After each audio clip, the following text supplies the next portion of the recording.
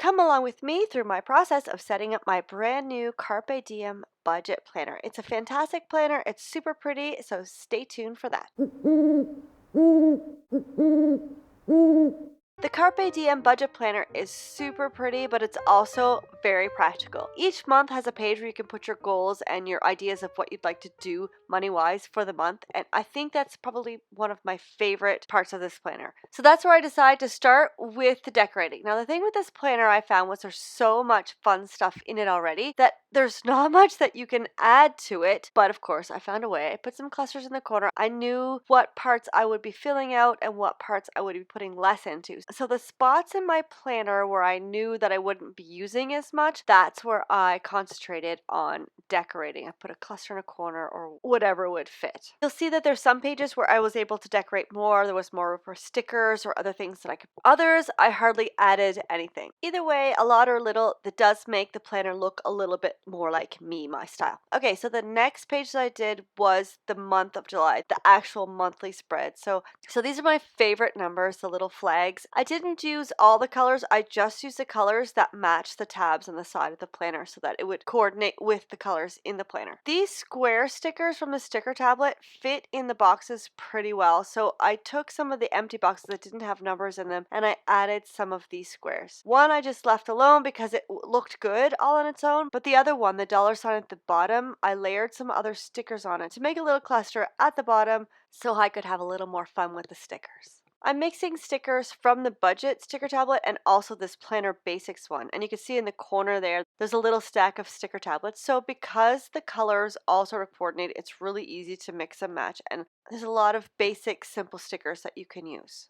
This calendar sticker book actually has a little bit of budget style stickers, like that tiny dollar sign. And you can never go wrong with hearts and stars. Of course, you can use them lined up as a checklist, but I like to use them more decorative. I find they give clusters sort of a finished feel if you sort of sprinkle them around. Next, we're moving on to this little border at the top of the page. I'm starting with the little box with the money sign to continue the theme of the planner, of course, and then I'm going to add some matching flags and even a circle that I'm going to cut the top off. This is one of my favorite things to do, to put a little bannery type flag at the top of pages. It just gives a nice little border. So don't be afraid to use some of the functional stickers in a more decorative way. You don't have to have that little money box with a total in it somewhere in your planner. It's your planner, so you can use it any way that you want to. Speaking of totals, I wanted to have a spot for my goal savings amount, so I put that in the bottom corner underneath the notes because I usually don't use the notes completely, so there was a little bit of room at the bottom so I could put that in to have it in front of my face every day as I look at my calendar. It's a good reminder and motivator to help me keep going towards that goal. Okay, let's go on to the budget page. So here I'm lining washi on the bottom of one page and on the top of the opposite page. I tried putting it on top of both pages, but honestly there isn't a lot of room for decoration on these pages, so I decided to keep it to a minimum. And then I folded over the same piece of washi so I could do the same thing to the next page. There's not much room for anything else on this page except for that little piggy bank, so I put that there. And then to add a little more color, I added more of those dollar sign boxes next to the totals. So instead of having just a line, I have a cute little color box where I can add in my totals. Now I'm just searching desperately for another sticker that I can add, but honestly there's really no room, so I just left it the way it was.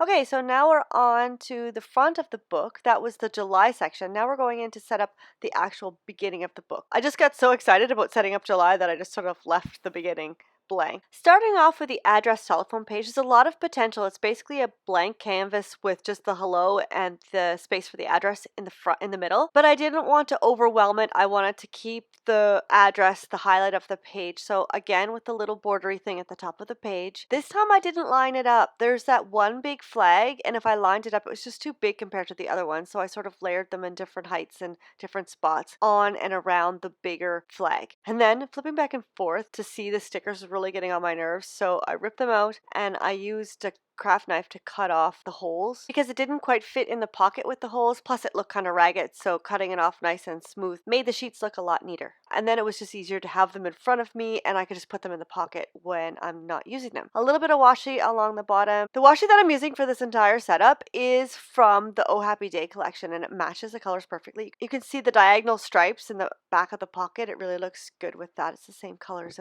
and matches really well. I've added a cluster of little stickers along the top of one side of the washi just to give it a little more pizzazz to the page. And now we're on to the pocket itself. A little more washi and then a box sticker, some little stickers to make the cluster look even better. It was a bit difficult with the pocket and the polka dots. Any of the stickers that I chose sort of faded into it. There wasn't enough contrast between the stickers and the pocket itself, so I just put the minimum amount of stickers on there and left it at that and moved on to the next page. And now we're on to the back of this divider. I thought that I would have some fun with the chevron, so I added some washi in diagonal and I cut it keeping the edge of the Tim Hortons card right down the center, lined up on all the points so that I could make sure it would be even. The one thing I want to say about this, the washi is really sticky on the paper of this planner. The washi did touch down further than where I wanted to stick, and when then I took it back up again, it did rip some of the dashboard. If you're going to be using washi in this planner, make sure you know where you want to put it because there's not a lot of wiggle room. Once it's stuck down, it's stuck down. But it ended up being one of those happy mistakes because I did put stickers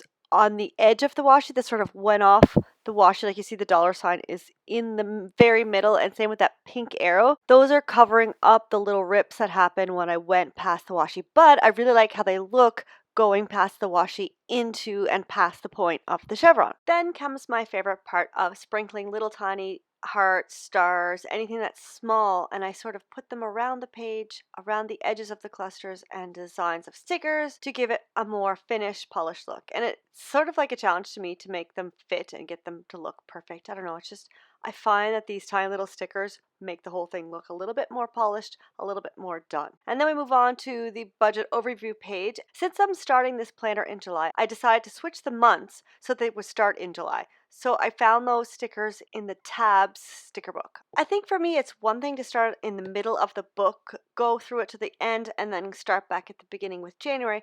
But to start in the middle of a page, in the middle of a list, go down to the bottom and then go back up to the top, it's just easier for me to switch the months out. So you decide what's easier for you. If it doesn't bother you to start with July or whatever month you're starting with in the middle of the list, then go for it. But if it does, feel free to switch them out. The month stickers make it really easy to do this. Then I'm going to add a checklist, a budget goal checklist to the note section. I'm going to sort of condense the note section. I don't think I'm going to need all that room for notes, and this way I can have a little place for my goals. A lot of the elements in these sticker books are the same width, so it's easy to stack these things together. So the budget goal little box and then the heart thing with the diagonal bottom, they're the same width, so I've stacked those. I've added the notes. I've moved that note sticker over so that now I've got the goals section on the left and the note section on the right. And I'm going to cover up the notes in a second, but I'm just trying to find the right thing to match. So there we go. Another thing that's the same with the happy day. So that really works well. So now instead of having one big note section, I have two different sections. I've already got some washi along the bottom. I really like the way this washi looks in this planner because it's very playful with all its fun colors, but at the same time, it's business-like